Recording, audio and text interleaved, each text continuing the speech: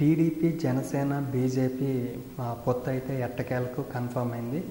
తర్వాత వచ్చేసరికి సీట్ల పంపకం కూడా ఆల్మోస్ట్ ఫైనల్ అయిపోయింది. ఇంకా ఎవరెవరు ఎక్కడ నిలబడతారనేది అసెంబ్లీ కానీ పార్లమెంట్ కానీ చూడాలి. అయితే ఆల్మోస్ట్ వచ్చేసరికి పార్లమెంటు స్థానాలు అయితే ఇటు బీజేపీ కానీ అటు జనసేన కానీ మిగిలిన స్థానాలు అంటే వీళ్ళిద్దరుగా పోగా పొత్తులో భాగంగా మిగిలిన సీట్లలో టీడీపీ ఎక్కడి నుండి కంటెస్ట్ చేసిద్ది అనేది ఫైనల్ అయింది.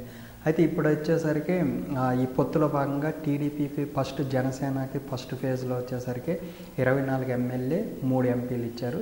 తర్వాత బీజేపీ కూడా వీళ్ళ పొత్తులోకి రావటం వల్ల జనసేనకు వచ్చేసరికి 21 ఎమ్మెల్యే సీట్లు 2 ఎంపీ అయితే ఫైనల్ చేశారు.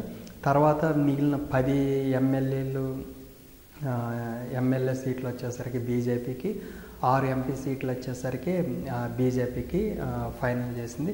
మిగిలిన 17 ఎంపీ స్థానాలు 144 ఎమ్మెల్యే సీట్లు అయితే టీడీపీ తన దగ్గర అట్టి పెట్టుకుంది. అయితే బీజేపీ, జనసేన ఎక్కడి నుండి ఎంపీ స్థానాలు కంటెస్ట్ చేస్తారనేది ఫైనల్ అయింది.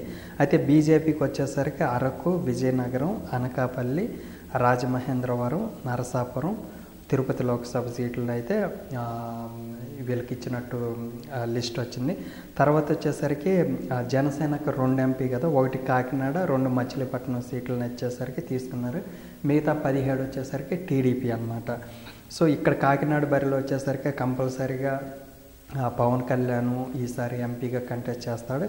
అక్కడ నుండి వచ్చేసరికి కాకినాడ నుండి పవన్ కళ్యాణ్, జనసేన నుండి రెండో సీట్ వచ్చేసరికి మచిలీపట్నం నుండి ఆల్మోస్ట్ వచ్చేసరికి బాలశౌరి అంటే ఇప్పుడు దాకా వైఎస్ఆర్సీపీ ఎంపీగా ఉన్నారు కదా, తను వచ్చేసరికి టీడీపీలో కాకుండా జనసేనలో జాయిన్ అయ్యారు. జనసేనలోకి జాయిన్ అయిన తర్వాత మళ్ళీ సేమ్ మచిలీపట్నం నుండి ఎంపీ బరిలో వచ్చేసరికి బాలశౌరి ఉంటారు. సో ఈ 2 సీట్లు కూడా ఫైనల్ అయినాయి.